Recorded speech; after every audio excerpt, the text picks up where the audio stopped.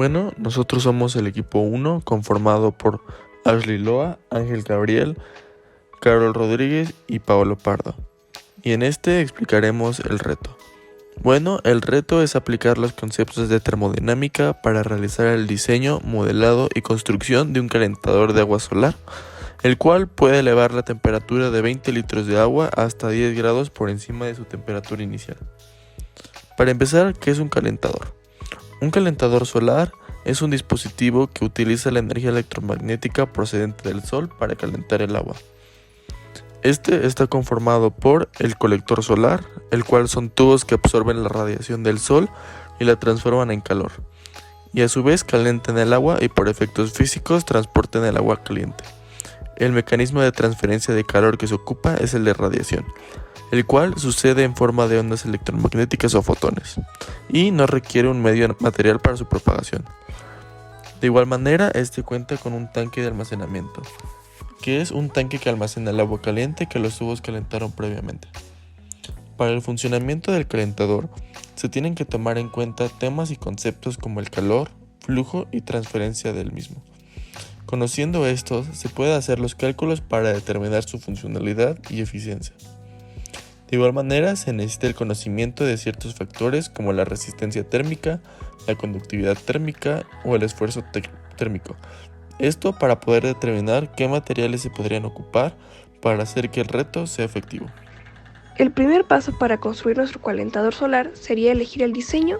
y pensar en los materiales del mismo.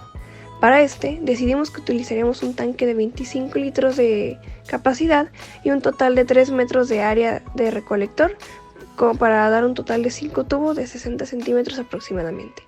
Para esto, primero realizamos un diseño, un boceto a mano, hecho en un iPad, y después procedimos a realizar un diseño 3D, en el que podemos apreciar el tanque y 2 y 3 tubos colocados a los lados para poder hacer la función de recolectores y el tanque donde se almacenaría el agua. También realizamos una investigación sobre las temperaturas promedio en Fahrenheit y en Kelvin y en Celsius sobre las temperaturas en Altozano, en Morelia, para poder estimar más o menos con qué temperaturas íbamos a estar trabajando.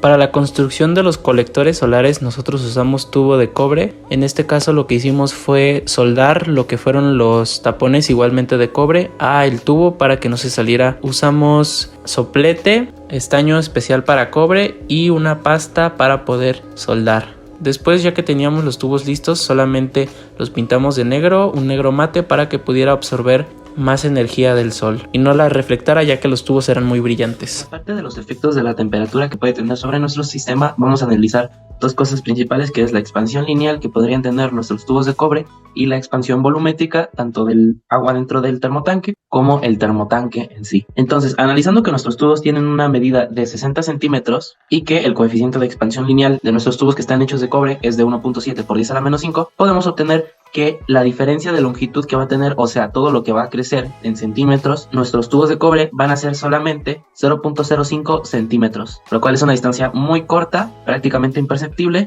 y tenemos que tener en cuenta que nuestro termotanque, en la parte de la unión con los tubos de cobre, no es una unión sólida, sino que tiene unos empaques plásticos que se pueden estirar, entonces por cualquier tipo de expansión térmica en el tubo de cobre no tendría ningún efecto en nuestro sistema. Y bueno, el esfuerzo que produciría, o sea, la fuerza entre una cierta área, sería solamente de 6.41 por 10 a la 7 newtons, lo cual sí es mucho, pero tenemos que tener en cuenta que es por metro cúbico y pues nuestras áreas de contacto son muy pocas, no alcanzan ni siquiera un metro cúbico, entonces nuestro esfuerzo que podría estar haciendo no se ve reflejado. Y por último, la expansión volumétrica, teniendo en cuenta el coeficiente de expansión volumétrica tanto del agua como el de el polietileno de alta densidad, que es el material que está hecho en nuestro termotanque. Usando unidad de volumen en litros, podemos obtener que el agua se va a expandir 0.2 litros, o sea, muy poco, y nuestro termotanque se va a expandir 0.14 litros igualmente. Entonces simplemente tenemos una diferencia entre estas dos medidas de 0.0092 litros, lo cual es muy poco, casi cero, casi imperceptible, por lo cual este diferencial de volumen que va a tener el agua, o sea que se va a expandir más que el tanque, es prácticamente imperceptible. Para empezar con los cálculos de este proyecto, empezamos por encontrar la cantidad de calor que se ocupó para el calentamiento de este proyecto, y eso lo encontramos usando la fórmula de Q igual a M por el calor específico por la diferencia en cambio de temperatura. Y eso nos dio igual que la masa de nuestros proyectos de 25 kilogramos, el calor específico es de 4186 y en nuestro cambio de temperatura era de 317.43 Kelvin menos 294.83, el cual resultó en 2.365.090 joules como la cantidad de calor total. Después tuvimos que encontrar la corriente de calor, pero ya que nuestro tanque tiene una forma cilíndrica, usamos la ecuación que es igual a 2 veces pi por la K, que es la conductividad térmica, por la longitud del cilindro, por la diferencia de temperatura entre el organismo natural de el radio 2 entre el radio 1, los cuales son el radio interno y el radio externo del cilindro en metros. Una vez que sustituimos 0.40 por la K, 0.45 por la longitud del cilindro, tal como los cambios de temperatura y los diferentes radios del tanque, pues nos dio que la corriente de calor final fue de menos 3.499 joules per second, y esto fue en la etapa de enfriamiento. Este proyecto me ayudó para entender bien cómo funciona un calentador solar y también para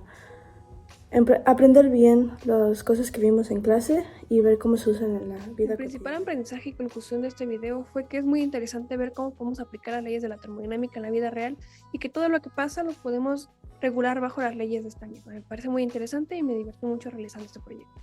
Bueno, a mí me pareció un buen proyecto, una buena idea de hacerlo, pues además de ocupar los temas que vimos en clase, me sirve para el futuro de mi carrera. Si bien fue un proyecto no muy económico, siento que se logró trabajar en equipo y se logró un buen resultado para el reto, y espero que se vuelvan a hacer proyectos similares.